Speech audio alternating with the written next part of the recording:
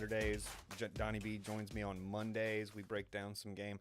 Hey, I'm just a fourth string Monday morning quarterback, and if you like what we're doing here, we ask that you like and subscribe and interact with us here on the Tarkin Gator. We're only on YouTube exclusively, folks. We are not on social media. I know that is not the guidelines. Rule number one in content creation is you have to have social media.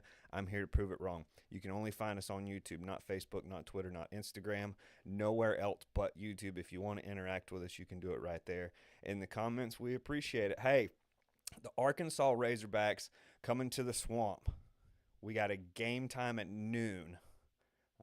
This week is a salute to service for all first responders, military, everybody that serves their community, the country, and puts their life on the line, makes sacrifices for the rest of us so we can enjoy this great game of football, so we can enjoy the many luxuries that we have in life.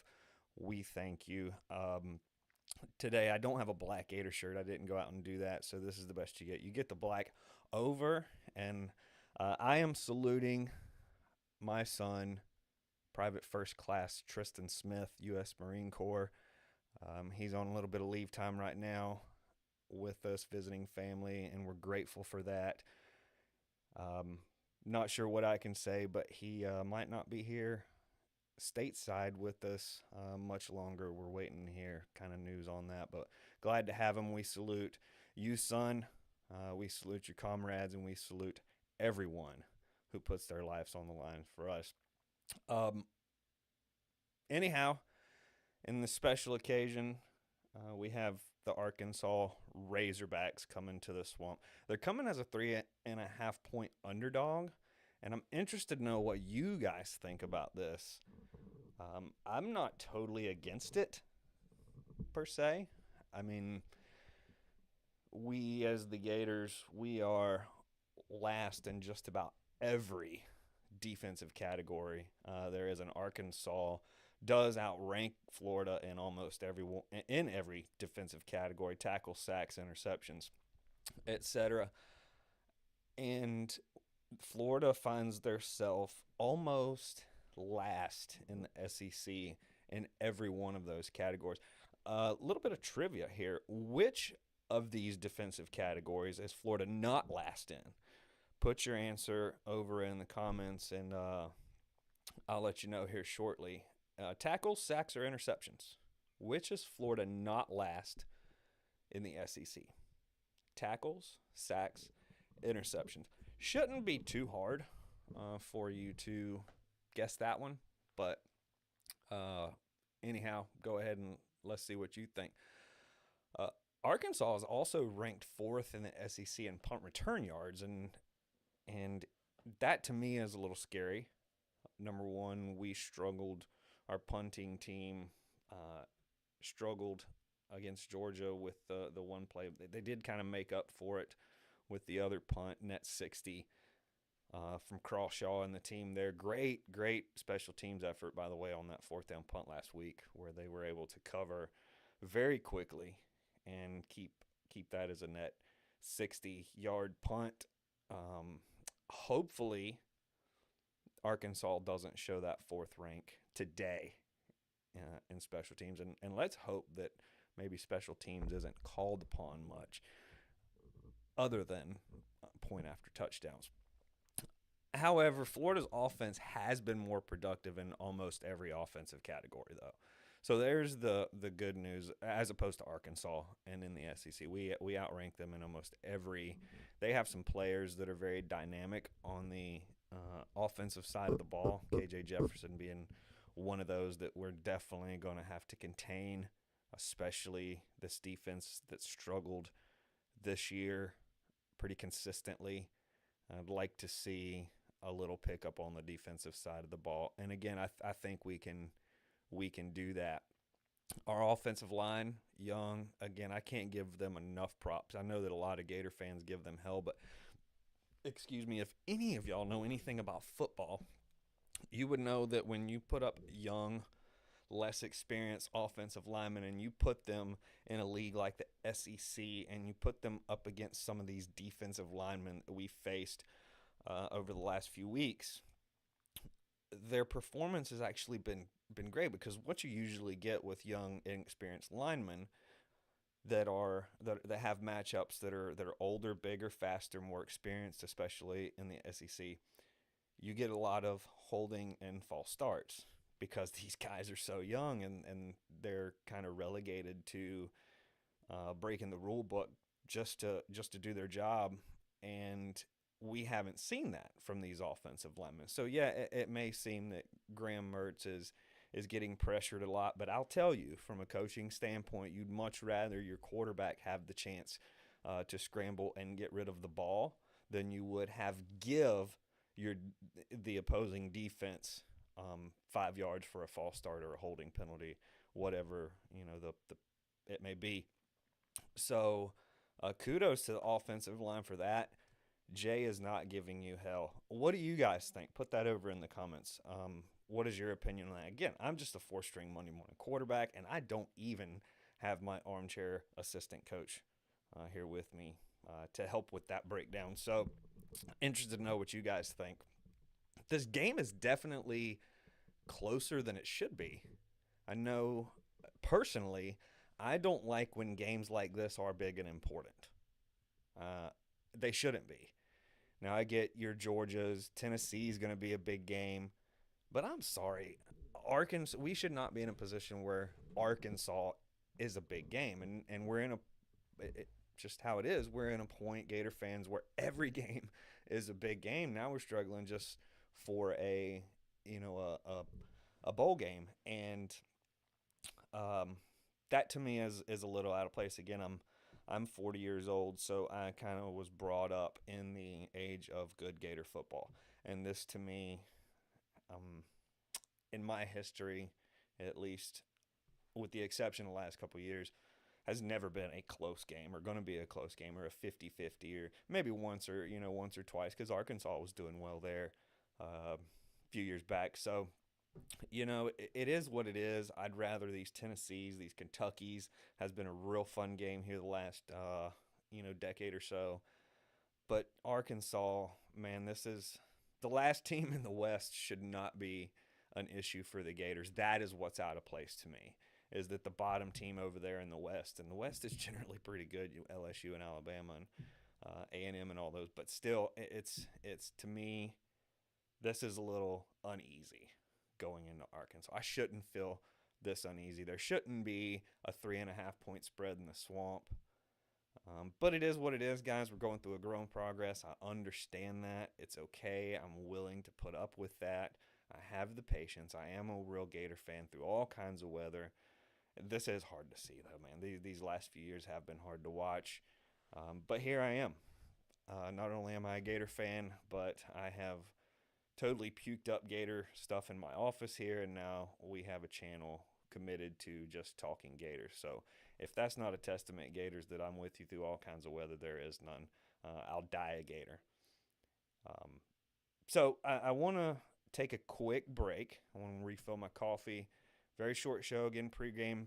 Look down there at the bottom. We're about 50 minutes and 32 seconds from kickoff, and we'll be right back here on the Talking Gator.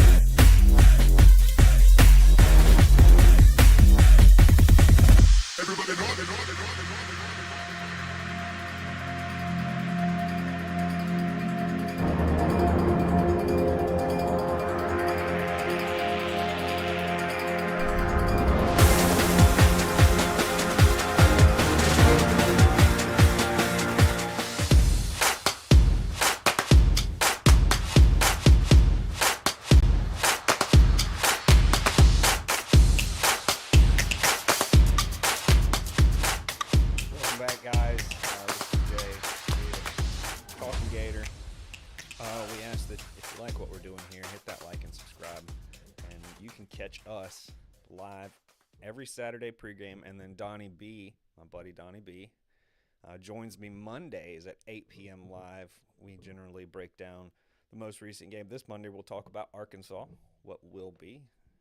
And then we'll look ahead to the next game as well, Donnie B and I.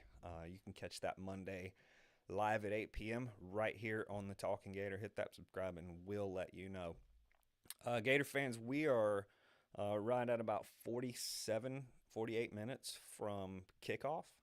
That's on going to be an ESPN2. And if you're like me, you enjoy listening to the Gator Radio Network with the voice of the Gator, Sean Kelly, our good friend Shane Matthews, who also has a great podcast live on YouTube called Pot Up with Matthews. That's 5 days a week, and that's a real fun show, man. It's really fun to see Shane give us know nothings hell for not knowing nothing. It is a fun show to watch, and definitely has been a big inspiration to not only myself, Donnie B, and the Talking Gator, but Shane, if you see this, we love you. We love that show. If you're a Gator fan, you're watching this show and you haven't checked out Shane's show, something's messed up. You definitely need to be doing that first. So go check him out. And it's, again, he does that. Why are we promoting Pot Up with Matthews? But anyhow, catch that 5 days a week. YouTube, 8 o'clock in the morning.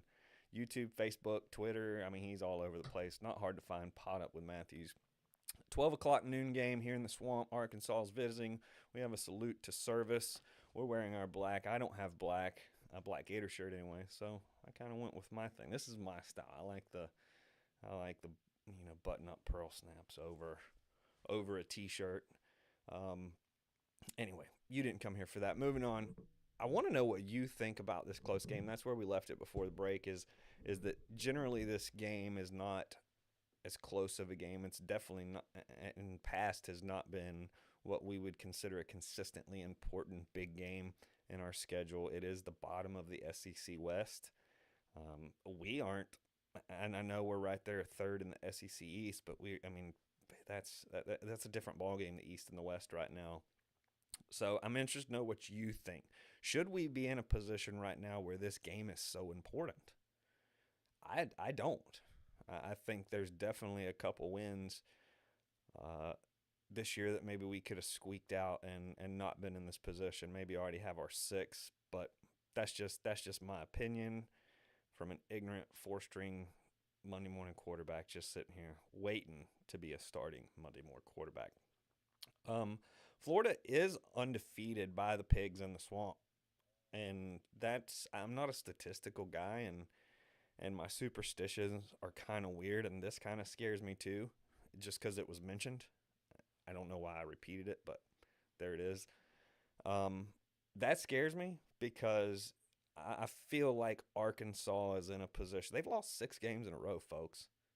They are not only in a similar position we were going to South Carolina, but greater. They need a win. They really need a road win. And, if they come to Gainesville with that same intensity that the Gators went to Columbia, South Carolina with, it's those things that scare me. And that's why this is such a big, close, important game. That's why it's only 3.5 point spread. I mean, I'm sure they would have made it 2.5 if I don't know why they haven't, field goal difference, but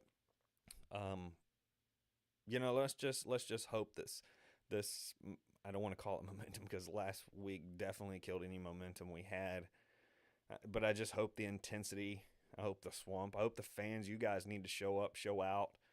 The Gators have definitely shown their love. That's another point I want to make is the Gator team has really, this Gator team just seems like they're a little more in tune with the fans' expectations. Like, our expectations really matter to them, and that means a lot to me. It's every press conference just about that the fans are mentioned and their impact, especially in the Swamp, and their support, how great that's been throughout, this season. And so, I want to thank the Gators for really just being there my whole entire life, but also this class definitely give the love back to us. and making us feel like, we have a role within that stadium as well. So we hope that that stadium is just completely blacked out. It's going to look like a Halloween spectacular with the orange stadium all black. Excited to see what the uniforms look like on the field. I'm not a big fan of, teams doing this whole black theme, especially if black is not one of their team colors. But I understand the why we're doing it, and I can definitely get on board with that. I just hope this is not a sign of the times that Florida is going to an alternate uniform, or maybe that we're moving to that black alternate. I'm not sure I'm going to be a big fan of that. Throwbacks were good, but that helmet right there, man, it's going to be different not seeing that blue script on an orange helmet. And again, this weekend we understand its importance and significance, and I'm definitely on board with that. So looking forward to seeing those black uniforms. What about you guys? What do you think about the black? I'm interested after the game, and Monday we talk about what you thought about those black uniforms.